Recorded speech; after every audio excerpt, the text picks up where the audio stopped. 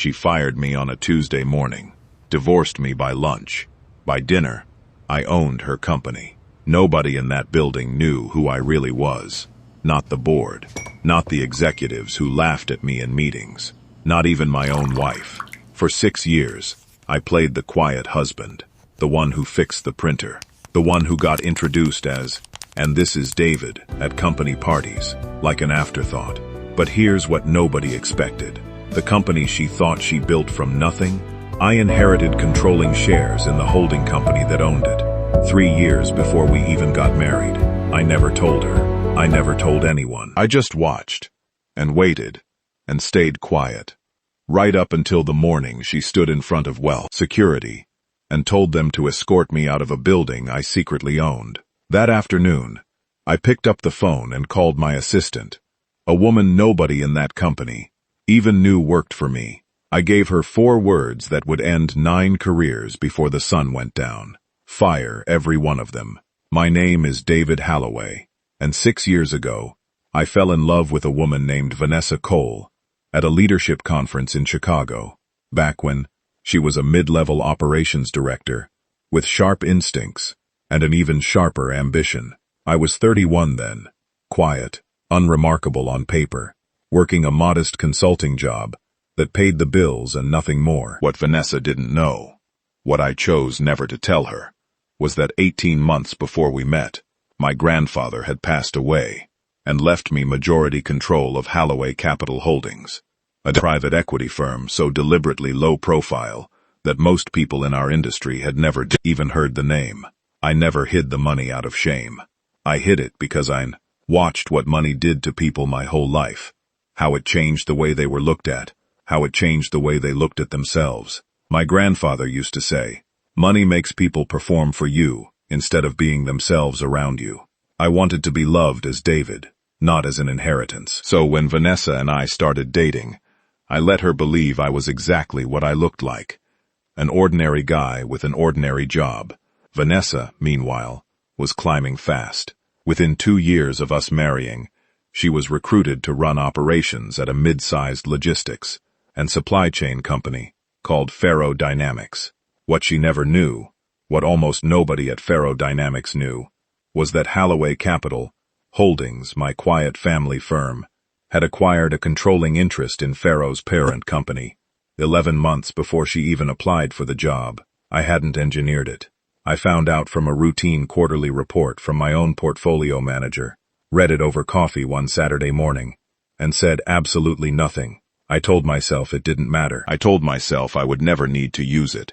3 years later, Vanessa was promoted to CEO of Faro Dynamics. I sat in the audience at the shareholder announcement, clapping along with everyone else, my own name buried 3 holding companies deep in the ownership structure that had just approved her promotion. She thanked her mentors. She thanked the board. She thanked her incredibly supportive husband in one throwaway sentence, the way people thank furniture for being sturdy. What she didn't know was that the quiet, supportive husband clapping in the 3rd row had the legal authority, at any moment, to remove her from that stage entirely. I never used it, not once, in 3 years of marriage under that arrangement. I watched her build an executive team around her. A chief operating officer named Grant Pierce, a head of HR named Melissa Doyle, a general counsel named Robert Farrow, all of them sharp, ambitious, and increasingly dismissive of the man they only ever referred to as Vanessa, husband, the guy who occasionally dropped off her forgotten laptop charger at the front desk. And then, it all changed. It started on an ordinary Tuesday morning, the kind you don't remember until it becomes the day everything ends. I'd taken a small consulting contract inside Faro Dynamics itself, low-level advisory work, mostly as something to do, since Vanessa's schedule had eaten every evening for the past year. I was sitting in a glass-walled conference room, reviewing vendor contracts when Grant Pierce walked in with 2 security guards behind him. "David, we need you to gather your things," Grant said, not quite meeting my eyes. "Effective immediately. Your contract's been terminated." "On whose authority?" I asked, genuinely confused, because my consulting work had nothing to do with the corporate politics I assumed this was about. "Mine," said a voice behind him. Vanessa stepped into the doorway, dressed sharp, composed, the CEO version of herself I rarely saw at home anymore. David, we need to talk. Not here. We ended up in her office 15 minutes later, and what she told me flattened something inside my chest I didn't know could still be flattened. She'd been seeing Grant Pierce for the better part of 8 months. She wanted a divorce. She'd already, quietly, arranged for my minor consulting contract to be terminated that same morning. For optics, she said, so that our separation wouldn't complicate her position at the company. You're really doing this here, I said. In your office, on a Tuesday. There's never a good time, David, she said, already reaching for her next meeting's folder. I need you to be adult about this. I sat there in stunned silence, watching the woman I'd protected an entire hidden fortune from, out of love, out of some outdated belief that hiding it made me a better man. Calmly end our marriage, like she was closing out a quarterly report. What happened next is the part that still replays in my head. Vanessa nodded toward the door, and the same 2 security guards who'd walked in with Grant stepped forward. I'll have your things sent to the house, she said. Grant will walk you out. Grant Pierce, the man she'd been sleeping with for 8 months, the man now standing in for her, authority, actually smiled slightly as he gestured toward the elevator. Come on, David. Let's not make this harder than it needs to be. I stood up. I said nothing. I let them walk me past the glass offices of people I'd nodded hello to for 3 years, past Melissa Doyle from HR, who watched with the carefully blank expression of someone documenting a story she'd tell at happy hour later, past Robert Farrow from legal, who didn't even look up from his phone. I reached the lobby, my security badge, the one that had let me into that building for years as David, Vanessa's husband, beeped red and refused to scan at the exit turnstile, the system apparently already updated within the hour. A young security guard, apologetic, buzzed me through the side gate instead. I stood on the sidewalk outside Faro Dynamics headquarters, divorced by lunch, fired by a man sleeping with my wife, and I felt something shift inside me that had been dormant for 6 years. I walked 3 blocks, found a bench outside a coffee shop, and sat there for almost 20 minutes without moving. Then I took out my phone and called a woman named Priya Anand, who had worked as my executive assistant at Holloway Capital Holdings for the past 4 years, a woman none of Vanessa's executives had ever met, because I'd made absolutely sure of that. David, Priya answered immediately. Is everything all right? Pull up the Faro Dynamics ownership file, I said. The full one. Board authority, executive contracts, everything. There was a pause. David, are you sure? You've had that authority sitting untouched for 3 years. I'm sure, I said, my voice steadier than I expected it to be. I want the executive committee assembled by end of day. Grant Pierce, Melissa Doyle, Robert Farrow, and I want Vanessa Cole's employment contract on my screen in the next 10 minutes. David, Priya said carefully, what exactly are you planning to do? I looked up at the Faro Dynamics building, glass and steel catching the afternoon sun, the same building I'd just been escorted out of like a stranger who'd wandered in off the street. Fire every one of them, I said.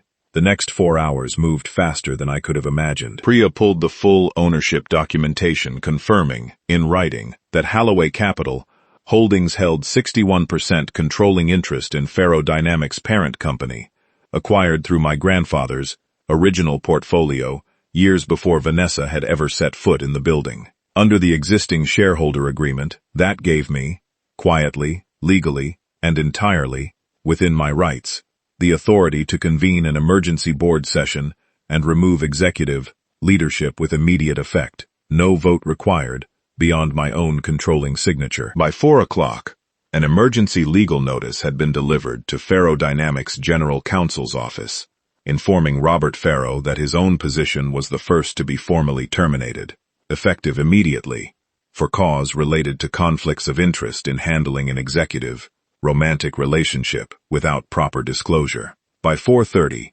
Melissa Doyle received a similar notice, terminating her for failing to escalate a documented HR conflict of interest between the CEO and a direct report. By 5 o'clock, Grant Pierce received his own notice, removed from his COO position for gross misconduct.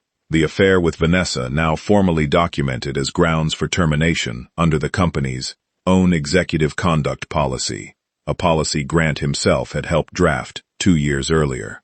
And at 5:15, Vanessa Cole received an emergency notice of her own, informing her that the board of Faro Dynamics' parent holding company had convened, reviewed her conduct, and voted, through its controlling shareholder, to terminate her position as chief executive officer, effective immediately. The notice was signed, plainly and without ceremony, David Halloway, majority shareholder, Halloway Capital Holdings. Vanessa called me at 5:47 that evening.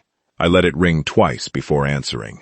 "What did you do?" she said. Not even a question, just breathless disbelief. "I fired every one of them," I said quietly, "the same way you fired me this morning, for optics."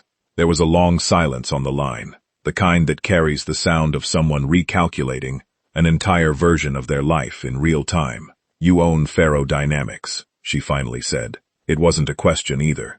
"I've owned it for 3 years, I said. "Since before you were even promoted to CEO. I never told you because I didn't want to be married to someone who saw me as a shareholder before she saw me as a husband. Turns out that didn't matter anyway. David, she started. "You didn't even wait until we were divorced to have Grant walk me out," I said, my voice steady, not raised. "You had security escort me out of a building I own, on the same day you told me our marriage was over, so it would look tidy for your board. I just made sure it looked tidy for mine, too." Vanessa didn't have anything to say to that. For the first time in 6 years of marriage, I heard something in her voice I'd never heard directed at me before.